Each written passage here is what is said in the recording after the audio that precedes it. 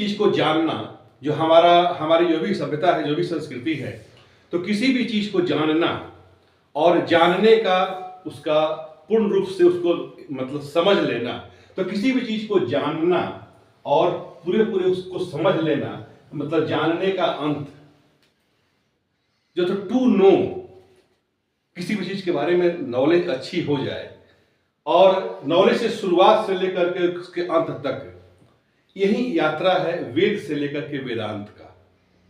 तो हम जो कहते हैं कि वैदिक काल, कि वैदिक काल कब है, तो जो वैदिक काल है, तो इसकी शुरुआत हम मानते हैं 1500 बीसी के आसपास। वैदिक काल की शुरुआत जो होती है वो 1500 बीसी के आसपास होती है। 150 साल आगे पीछे हो सकता है, ये समय के अनुसार और रिसर्च के अनुसार थोड़ा सा समय में चेंज जाता है। और इसका जो एंड होता है, तो एंड होता है इसका उपनिषद के साथ, वेदांत के साथ जो एंड होता है। तो उपनिषदों की जो भी रचना हुई है तो 6th सेंचुरी 5th सेंचुरी के टाइम माना जाता है। कुछ उपनिषद जो भी हैं वो बुद्धा के पहले हैं या बुद्धा के बाद हैं, उसी आसपास, क्योंकि बुद्धा का जो टाइम है, बुद्धा का जो बर्थ का टाइम है वो 563 बीसी है, 6th सेंचुरी में 563 बीसी है।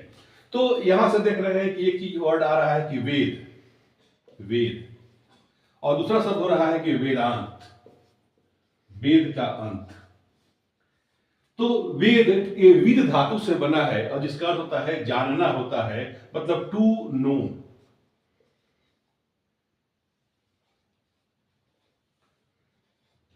मतलब टू नो ये जानने के अर्थ में है, और उसका जहां हम अंत कर दिए, तो ये जो चीजें हैं सब मेटाफिजिक्स के बारे में है। मेटा का मतलब होता है कि मेटा मीन्स आफ्टर, और फिजिक्स का मतलब कि स्टडी ऑफ विजिबल वर्ल्ड।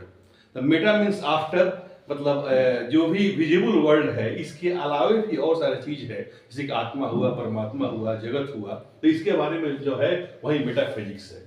तो मेटाफिजिक्स के बारे में जो भी सवाल जो जानने की शुरुआत हुई है वेदों से, और जाकर उसकी जो पराकाष्ठा है वह है उपनिषद है, वेदांत है। जो जानने का अंत है वो वेदांत है, और वेदांत को ही कहा गया है, इसको ये है उपनिषद।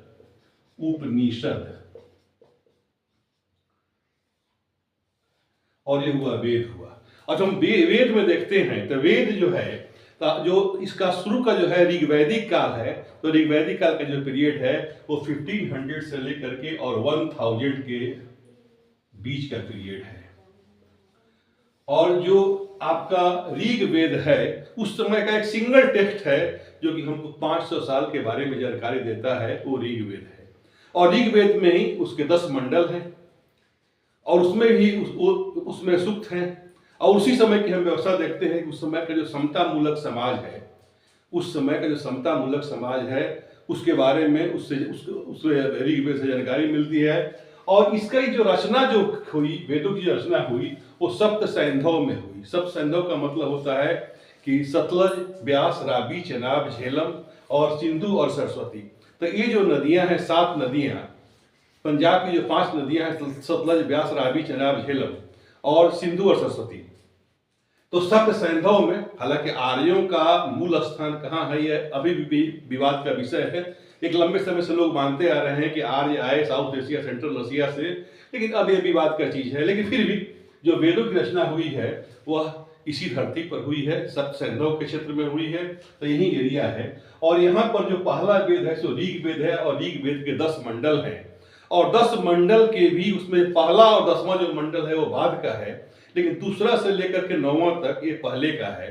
और सारे मंत्रों को ऋषियों ने देखा है, वैसा उनका अनुभव है, वैसा देखा है, और वेद को अपौरुषेय माना गया है।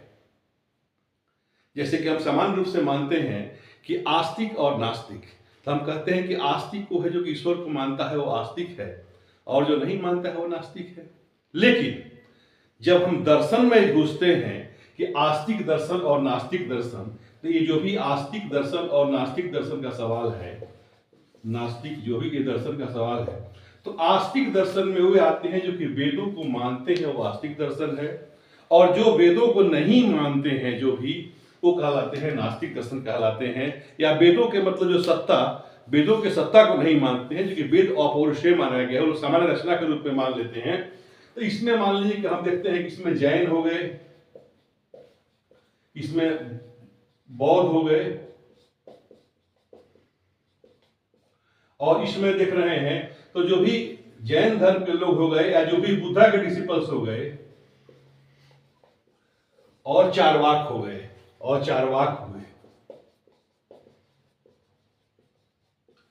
चारवाक हो गए और जैन हो गए और बौद्ध हो गए, तो ये लोग हो गए नास्तिक हो गए। और इसके बाद से आस्तिक वो हुए जो कि वेदों की सत्ता में विश्वास रखते हैं, मतलब वेद अपौरुषीय है इसको मानते हैं। क्योंकि सामान्य आदमी का एक परिभाषा है कि जो ईश्वर को मानता है वो आस्तिक है, जो ईश्वर को नहीं मानता है वो नास्तिक है। लेकिन इंडिया में जो दर्शन में जो आस्तिक और नास्तिक का डिवीजन किया गया है, तो इस आधार पर किया गया है कि जो वेदों के अपौरुषीय सत्ता को, मतलब वेदों की सत्ता को मानता है वो आस्तिक है, और जो नहीं मानता है वो नास्तिक है। जो शुरू का वेद है वो हो गया आपका ऋग्वेद हो गया, और बाद में इसके बाद से 3 वेद हो गए, यजुर्वेद हो गया, सामवेद हो गया और अथर्ववेद हो गया, जो कि लैटर वैदिक पीरियड का चीज है। तो इसमें यजुर्वेद हो गया, सामवेद हो गया, अथर्ववेद हो गया। और जो अथर्ववेद का जो है कहा कंसेप्ट है, अथर्ववेद का मतलब यही होता है कि जो सामान्य आदमी के बारे में, जनजीवन के बारे में, सामान्य चीजों के बारे में, सामान्य जीवन होता है, जादू टोना टोटका से लेकर के हर चीज उस समय की जो भी व्यवस्था थी सारे के बारे में एक अच्छी जानकारी मिलती है अथर्ववेद से। बल्कि ब्लूमफील्ड तो कहते हैं कि जादू टोना का ही वेद है। और इसके बाद से आप जो यजुर्वेद कहते हैं, यजुर्वेद और सामवेद, तो साम से जानकारी मिलती है गायन की, सामवेद, इससे गायन की जानकारी शुरुआत मिलती है। और एक होता है यजुर्वेद, तो यजुर्वेद में बड़े बड़े यज्ञों के बारे में जानकारी मिलती है, जिसमें कि अश्वमेध यज्ञ, वाजपेयी यज्ञ, रायसू यज्ञ, इन यज्ञों के बारे में जानकारी मिलती है। तो ऋग्वेद, सामवेद, यजुर्वेद और अथर्ववेद, तो ये तो 4 हो गए जो कि वेद हो गए। अब इस 4 वेदों के बाद से देखते हैं कि जो भी है वो ब्राह्मण है। तो ब्राह्मण, तो जो ब्राह्मण है, तो ब्राह्मण जो एक है इसमें कि इसमें यज्ञों के विधि विधान के बारे में जानकारी दी गई है ब्राह्मण में। तो ब्राह्मण में आपको यज्ञों के विधि विधान के बारे में जानकारी दी गई है ब्राह्मण में। और इसमें आप ये देखेंगे कि इसे शतपथ ब्राह्मण हो गया, गोपथ ब्राह्मण हो गया, तो सारे वेदों से ही जुड़े हुए हैं ब्राह्मण जो भी ग्रंथ हैं इसमें। तो ये सारे ग्रंथ हैं ब्राह्मण है। वैसे ही एक शब्द आता है आरण्यक, आरण्यक शब्द आता है, आरण्यक मतलब हमारे पूर्वजों ने जो भी थे, ऋषि मुनि थे उस समय, उनके जो भी लोग थे, उन लोगों ने अरण्य में जाकर के, जंगल में जाकर जो चिंतन किया, तो वो आरण्यक कहलाया। और आरण्य के बाद से आता है लास्ट में जो आता है वो है उपनिषद। तो उपनिषद में हम देखते हैं कि उपनिषद में जो उप शब्द है, तो उप ये मेटाफिजिक्स का पराकाष्ठा है, क्योंकि उपनिषद में उन सारे चीजों का विशद विवेचन हुआ है कि उप का अर्थ इसमें समीप होता है, नी का अर्थ जो है वो है ध्यान पूर्वक, और सद जो है, इस सद के 4 अर्थ है। तो सद के जो 4 अर्थ हैं, इसमें देखते हैं कि बैठना, अविद्या का नाश करना, ब्रह्म विद्या को प्राप्त करना और तजन्य दुख आदि को शिथिल करना। तो ऐसे उपनिषदों की संख्या मानी गई है 108, लेकिन शंकराचार्य ने जिस पर भाष्य लिखा वह 12-13 है, 13 है। तो इसमें देखते हैं कि बृहदारण्यक उपनिषद वो सबसे बड़ा है, ऐसे ही छांदोग्य उपनिषद है, वैसे ही केन उपनिषद है, प्रश्नोपनिषद है। जैसे कि हम देखते हैं कि अहम ब्रह्मस्मि, मैं ही ब्रह्म हूं। तो यह बृहदारण्यक का एक फेमस सेंटेंस है कि अहम ब्रह्मस्मि, मैं ही ब्रह्म हूं, तत्वमसि। चाहे और सारे कई चीज है, सत्यमेव जयते, ये भी उपनिषद से ही लिया गया है। वैसे ही जैसे कि वेदों में हम देखते हैं कि जो हमारा जो गायत्री मंत्र है वह ऋग्वेद के 3रे मंडल से है। वैसे ही हमारा पृथ्वी सूक्त है वह अथर्ववेद से है, जो कि मान सकते हैं कि धरती का पहला राष्ट्रीय गीत हुआ, राष्ट्रगान हुआ उस समय का, जो पृथ्वी सूक्त है कि भूमि हमारी माता है, और जिस रूप में पृथ्वी को माँ के रूप में की गई है एक अवधारणा है। और इसी ढंग से प्रजन्य वगैरह जो भी थंडर के, बारिश के देवता हैं, तो वो सारे मिल करके एक हमारे लिए एक उचित वातावरण तैयार कर रहे हैं, उस रूप में उनकी वंदना की गई है। तो वैसे ही पृथ्वी सूक्त का संबंध जहाँ अथर्ववेद से देख रहे हैं, ऋग्वेद जहाँ देख रहे हैं इसमें गायत्री मंत्र है 3रे मंडल में, 3रे मंडल के जो रचनाकार हैं वो आपको विश्वामित्र हैं। वैसे ही हम उपनिषदों में देखते हैं कि ये सारे मेटाफिजिकल जो भी कॉन्सेप्ट्स है, तो इसके बारे में इसका समाधान किया गया है। तो हम ये देख रहे हैं कि वेद जो कि जानने से शुरू होता है और जानने का जो अंत है वह वेदांत है, और वेदांत ही उपनिषद है। अब देख रहे हैं कि वेदों की संख्या 4 हो गई, कि ऋग वेद, साम वेद, यजुर्वेद और अथर्ववेद, तो ये 4 वेद हो गए। और इसके साथ साथ वेद के ब्राह्मण हो गए। तो ब्राह्मण उस समय के जो भी ब्राह्मण होंगे, हो सकता है कि वही उसके रचनाकार हो, लेकिन उस समय कोई जाति नहीं आई थी, लेकिन वो ब्राह्मण ग्रंथ के रूप में है और इसमें यज्ञों के विधि विधान के बारे में दिया गया है। वैसे ही अरण्य में जाकर के, जंगलों में जाकर के लोग चिंतन किए तो आरण्यक हो गया।